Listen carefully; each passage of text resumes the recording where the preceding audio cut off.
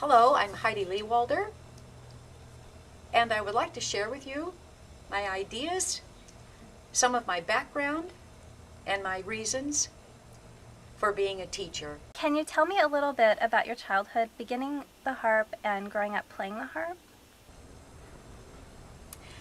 I come from a very musical background. My mother was in the Seattle Symphony, and I had 5 siblings, and we all were in music. But I was the one that was picked to play the harp. I started to play the piano when I was 2 1/2, and my mother discovered I had some talent. And so she decided I was going to be the one to play the harp, whether I wanted to play the harp or not. So fortunately, 3 years prior to this, I was, I think at the time, about 6, very great harpist by the name of Lynn Wainwright Palmer moved to Seattle. And my mother heard about her and decided this is who I was going to study with. And so I started on my 7th birthday, and I still didn't really want to play the harp, but I remember pulling it back and distinctly remember saying, "Here we go again." And the instrument came very, very quickly to me. A year and a half later, soloed with the Seattle Symphony, my debut when I was 9, and then went on to the Firestone Hour in New York in 1962 when I was 12, and then the Bernstein when I was 13, the Young People's Concerts. So this was all a result of the harp coming very quickly, but also because I had an amazing teacher in Lynn Wainwright Palmer. And she herself was an amazing talent. And she didn't let me get away with a thing. And what I learned from Lynn, obviously, was my technique. And if I ever did something that she thought was skimming across the string, she would say, "You're making my skin crawl." So I learned very early on about articulation. And I think that the greatest gift I got from Lynn was that she didn't let me get away with anything. The second teacher in my life was the great Carlos Salcedo. And I had the great privilege of having 2 summers with him before he passed away in 1961. I still miss him terribly. He died the day before my last lesson. It was going to be that summer in 1961. And he was preparing me for the Israeli harp competition in 1962. So we had lessons every other day. We worked very hard together. And the wonderful thing about Mr. Salcedo is he treated me as an equal. And we worked on the music. I came with everything memorized and learned, and we worked on the music and how to shape it, how to phrase it. And I knew that my time was very precious with him, and I made the very, very best effort to absorb everything I possibly could, because I knew I wouldn't have many years with him. So that was my experience with Carlos Salcedo. Moving on to my next teacher was Alice Shalafu, a great, great harp teacher and harpist of the Cleveland Orchestra. And Alice Shalafu was like my second mother, and I could do no wrong with Alice. And this was a nice contrast for me. And the wonderful thing about it is that it helped a great deal to build my inner confidence. That she's like, "Wonderful, fantastic," kind of thing. I'm like, "Yay, this is great," you know. And she was just tremendous at helping me open doors. And because of Alice Shalafu, many, many contacts that I made in my life, from the Cleveland Orchestra to Marlborough, Vermont, were all indirectly because of Alice, or directly. So I owe her a debt of gratitude, as I do to all my teachers. Are there a few pieces you could mention which you feel helped you develop as a harpist and as a musician? One of my earliest memories, and I always put my students on this, was a wonderful, charming little piece, Dragonfly, in the book of 30 Little Classics that Mildred Dilling did. And I love this piece of music because the hands have a tendency to pinch up. And so I like to teach this piece because to teach how the hands need to be open and the articulation. And it's just a plain fun piece. I remember playing it over and over and over again. Next piece of music I remember that left a big imprint on me was Largo. And especially being small and having those big chords, and how to roll a chord, how to play a chord without pulling towards myself. And to come down and swoop down and grab the fourth finger last, or maybe one note, whatever it was that would keep me from pulling across the harp strings, but also the evenness of the chord. So that to me was a very, very important moment, learning to be able to do that. There are a number of pieces in there I could think of, but for me, musically, the Hindemith Sonata. I call the Hindemith the Beethoven of the harp world. One of the reasons, not only is it a beautifully written piece, perfectly written piece, but we have a tendency often to put our harp spin on it instead of playing it as a German piece of music. And so I enjoy teaching this piece. I think it helps a musician grow, a harpist grow very quickly when they come to understand the Hindemith Sonata and how to interpret it correctly. Personally, I love the Ballade by Carlos Salcedo. It's a knockdown, drag out, but what I felt I learned from playing the Ballade, especially doing it night after night on tour, was stamina, and how to build stamina, and how to stay relaxed from beginning to end, how to get those runs. But I love the lushness. I know his music is known sometimes for other things, but I love the Ballade. Much of your career has been spent playing chamber music. What can you say about how chamber music has helped you grow as a musician? Chamber music is the be-all, end-all, and I think most musicians will say this on any instrument. Chamber music is the ultimate. In the harp world, we are so privileged to have the Debussy Trio, one of the last things Debussy wrote. This is a piece of work that until the day I pass on, we'll never completely understand. And I love the Debussy Trio because no matter how many years I play it or how many different people I play it with, it's a continually, should I do this, should I do that? So it's a magnificent piece of music, there's no question about it. And I just remember it took me many, many years to feel like I could even really understand the work. Chamber music itself, especially for the harp, where we tend to be more isolated, is crucial. It helps build the musicianship in a young harpist like nothing else can. It takes you out of yourself. You have to leave your ego at the door. It's teamwork. It's working with others. It's building. It's having another ear, always on whomever it is that you are playing with. And I just watch young harpists just blossom when they play chamber music, and they love it.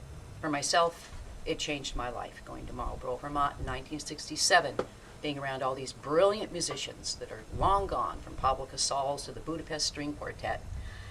And from that moment on, it was like, oh my gosh, now I understand what it is to be a musician on the harp. Now I understand.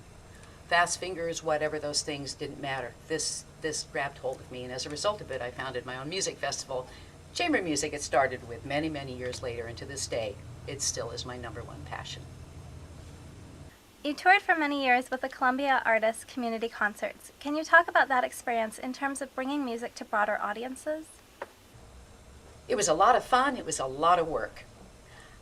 We played concerts night after night, usually drove 400 to 500 miles a day, and went to a party afterwards. I feel like we reached people of all walks of life, from Nova Scotia down to Florida, up to Seattle, to you name it, all 48 states, all over Canada, and never missed a concert. I think the beauty of it is that we were able to go to communities that ordinarily would not have that level of playing.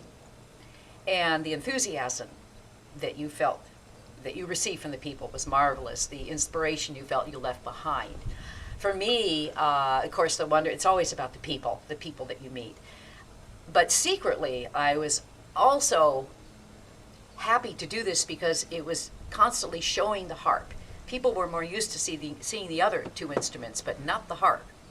And so this gave a wonderful opportunity for people to come up, talk, ask questions about the harp, have their children sit down at my harp, whatever it was. And I became a champion of trying to promote the harp in the general sense of the word.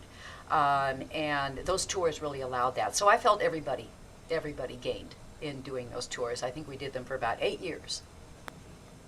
When I got on the bandwagon for feeling I wanted to educate people about the harp, this was not just people who were not musicians. These included, just as importantly, musicians. And so in 1968, I gave the West Coast premiere of the Hinastera Harp Concerto. And at the time, it was pretty out there.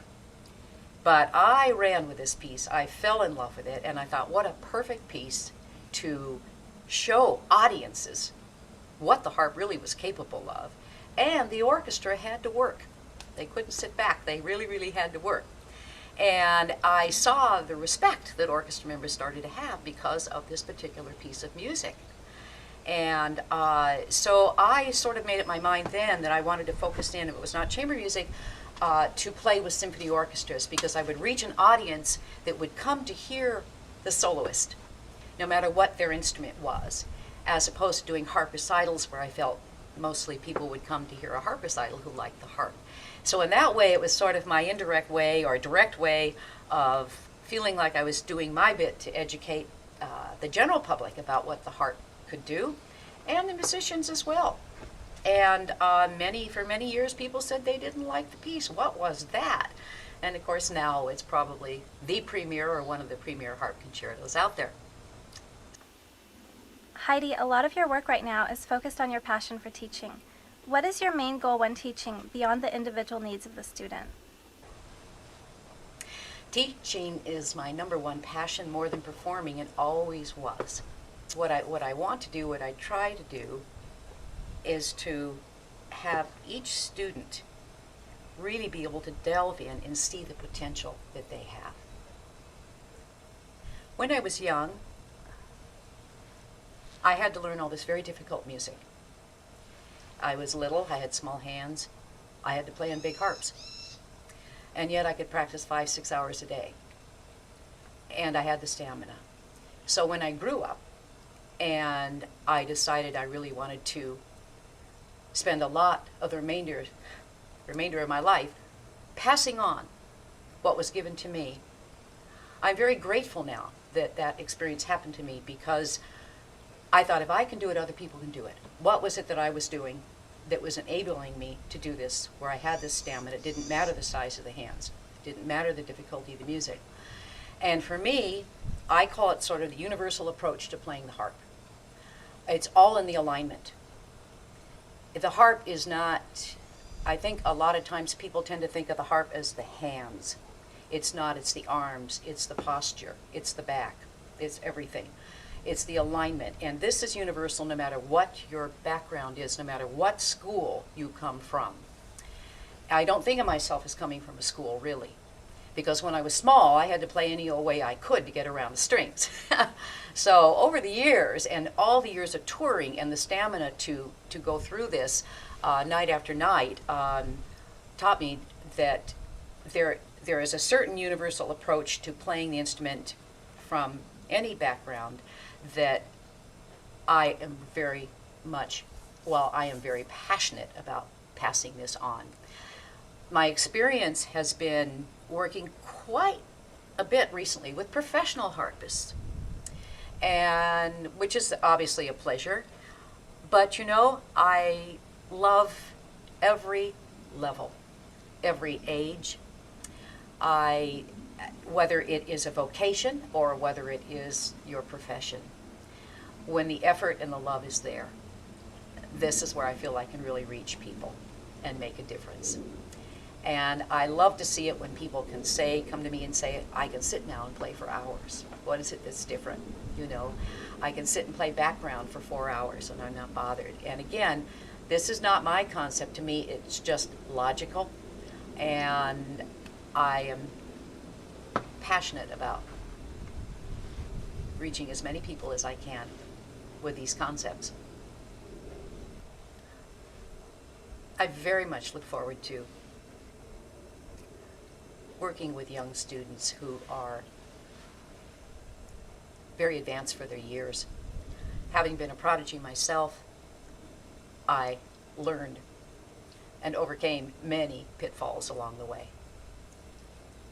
And I very much want to be able to encourage, work with, and pass on the tricks of the trade so that when one goes from being very small at an instrument and being very gifted, that they easily make that transition into being a professional without a lot of the stigma that goes along with it.